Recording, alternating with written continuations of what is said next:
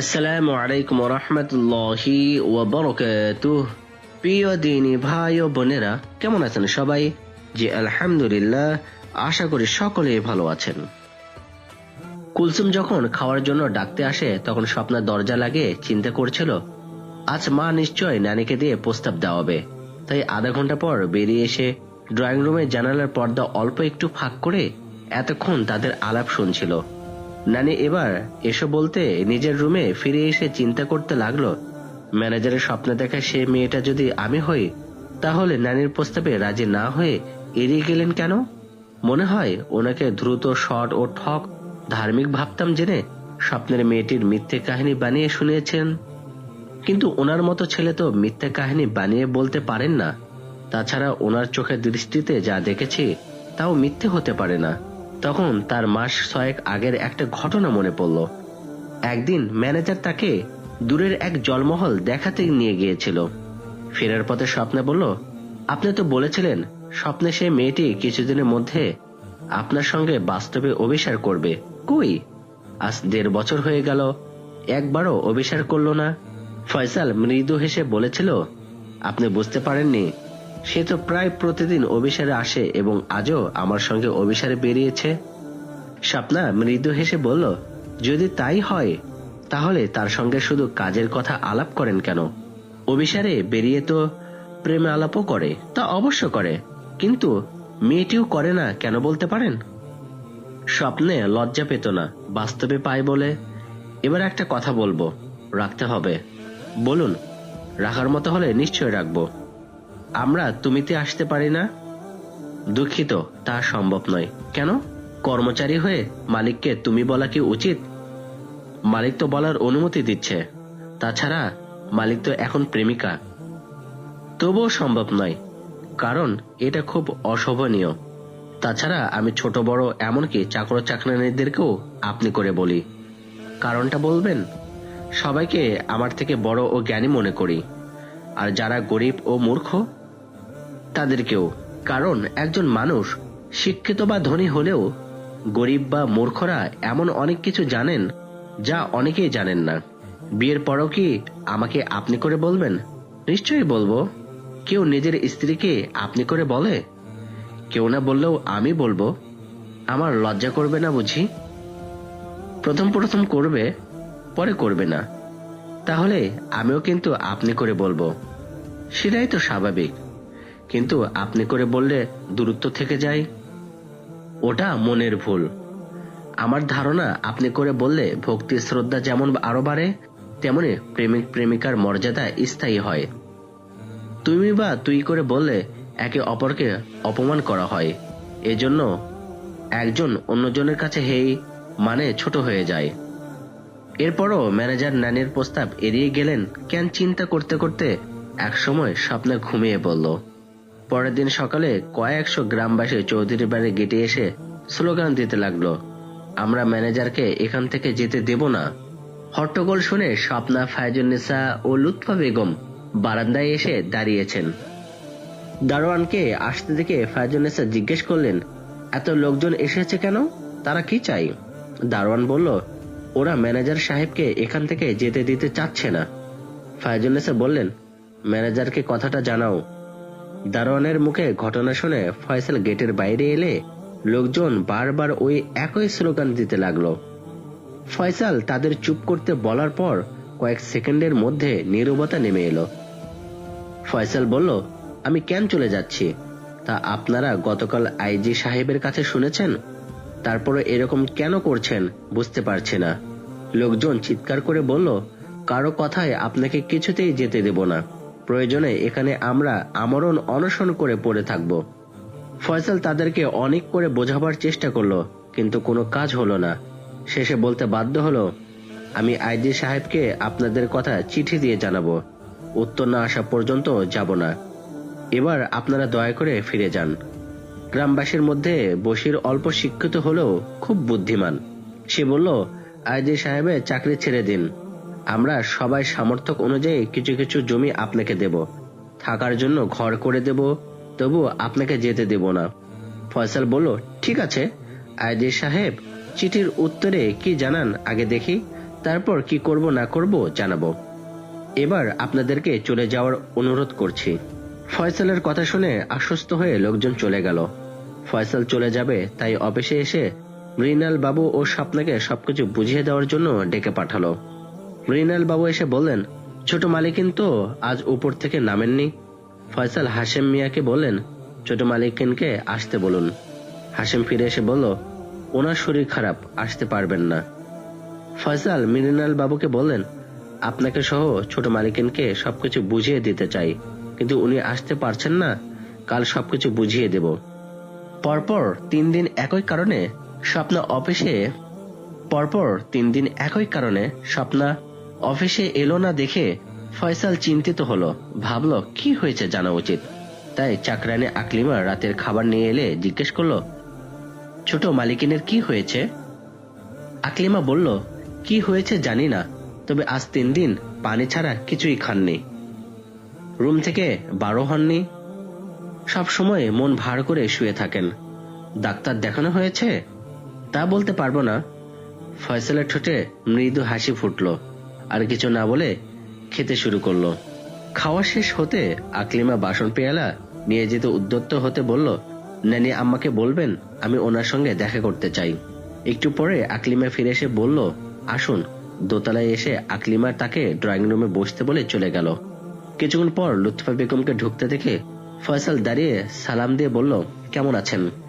লুৎফা বেগম সালামের উত্তর দিয়ে বললেন, বয়স হয়েছে ভাই, শরীরে নানা রকম উদ্রূপ শুরু হয়েছে। তা কবে যাবে জানতে এসেছো বুঝি? গ্রামের লোকজন সে কথা জানে? কবে যাব এখনো ঠিক করিনি। আপনার নাতনির কি হয়েছে জানতে এসেছি। কি হয়েছে ওনার? লুৎফা বেগম নাতনি খাওয়া দাওয়া ছেড়ে দিয়েছে জেনে তার সঙ্গে আলাপ করে বুঝতে পেরেছেন ম্যানেজার তাকে বিয়ে করতে রাজি হয়নি বলে তার এই অবস্থা। ফয়সালের কথা শুনে বললেন, কি হয়েছে আমরা জিজ্ঞেস করেও জানতে পারিনি, তুমি পারো কিনা দেখো। তারপর তাকে নিয়ে নাতনির রুমের দরজার কাছে এসে বললেন, একটু দাঁড়াও, ঘুমিয়েছে নাকি দেখি। তারপর পর্দা ঠেলে ঢুকে তাকে চোখের পানি ফেলে মোনাজাত করতে দেখে চুপ করে দাঁড়িয়ে রইলেন। স্বপ্না দৃঢ় ধারণা ম্যানেজার তাকে ভীষণ ভালোবাসলেও পূর্বপুরুষ জয়নুদ্দিনের কারণে বিয়ে করবেন না, তাই সিদ্ধান্ত নিয়েছে চিরকুমারী থাকবে আর ম্যানেজার চলে যাওয়া পর্যন্ত তার সঙ্গে দেখা করবেন না।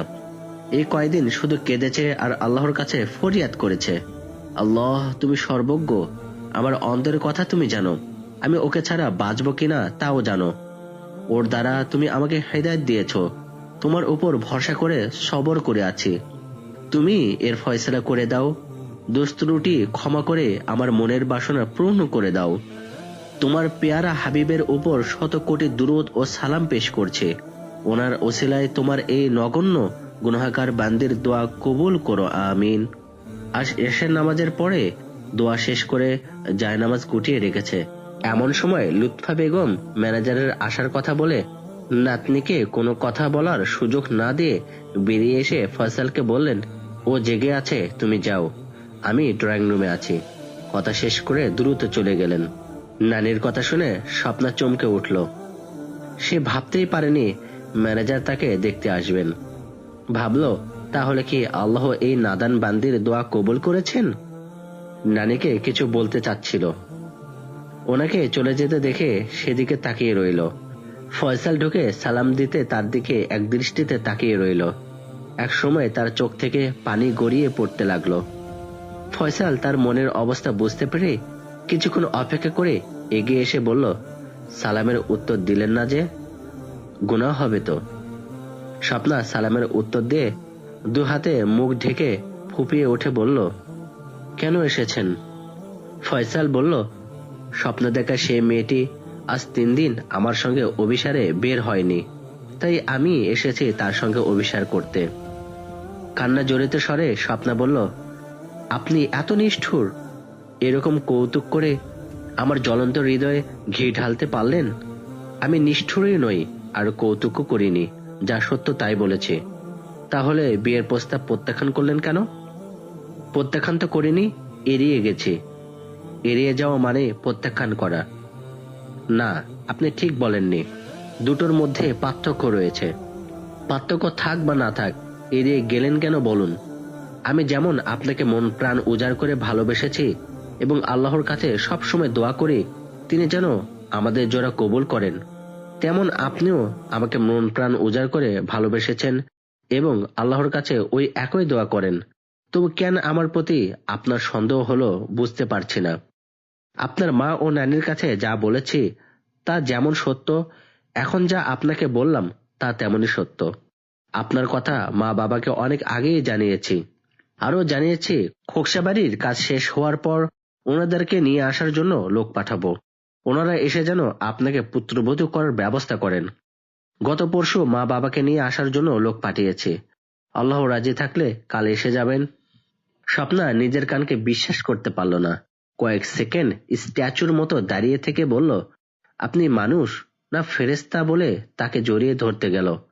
ফয়সাল দ্রুত তার দুটো হাত ধরে ফেলে বলল, এ কি করতে যাচ্ছিলেন? জানেন না বিয়ের আগে এটা হারাম? তারপর হাত ছেড়ে দিল। ততক্ষণে আনন্দের স্বপ্নার চোখ থেকে পানি পড়তে শুরু করেছে। ভিজে গলায় বলল, আমি সেই প্রথম থেকে ভুল বুঝে আপনার সঙ্গে অনেক দুর্ব্যবহার করেছি।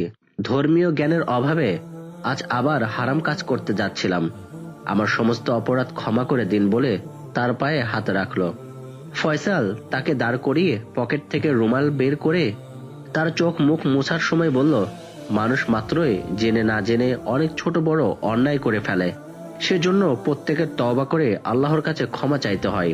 আপনার সব রকমের অন্যায় আগে যেমন ক্ষমা করেছি ভবিষ্যতে তেমনই করব। এবার বলুন, এত বড় সুখবর দেওয়ার জন্য কি বকশিশ দেবেন?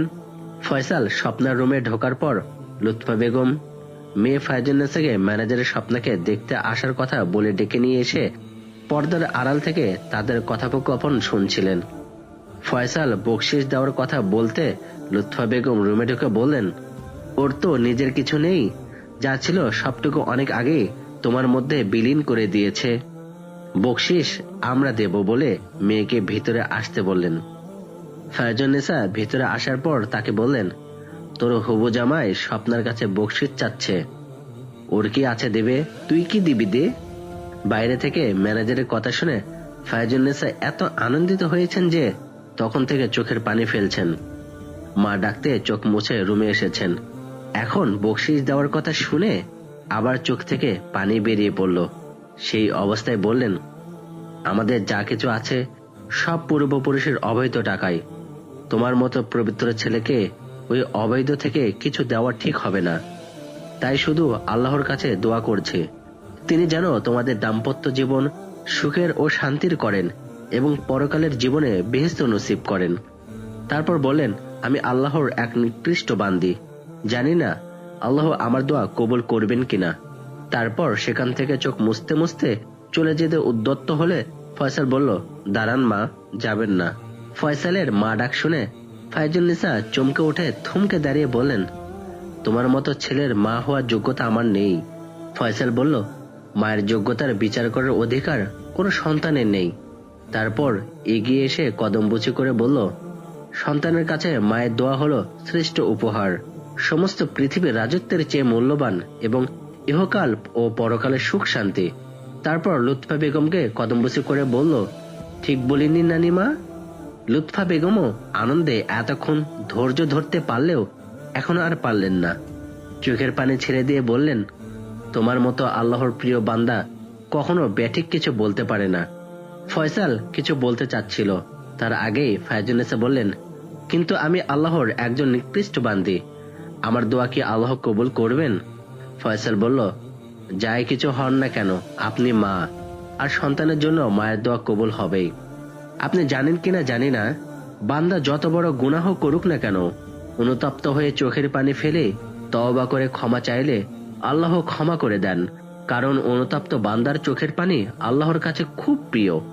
লুৎফা বেগম বললেন, হ্যাঁ ভাই, তুমি ঠিক বলেছ, এটা হাদিসের কথা। কথা শেষ করে চোখ মুছতে মুছতে চলে গেলেন। ফায়জুন্নেসাও চোখ মুছতে মুছতে মাকে অনুসরণ করলেন।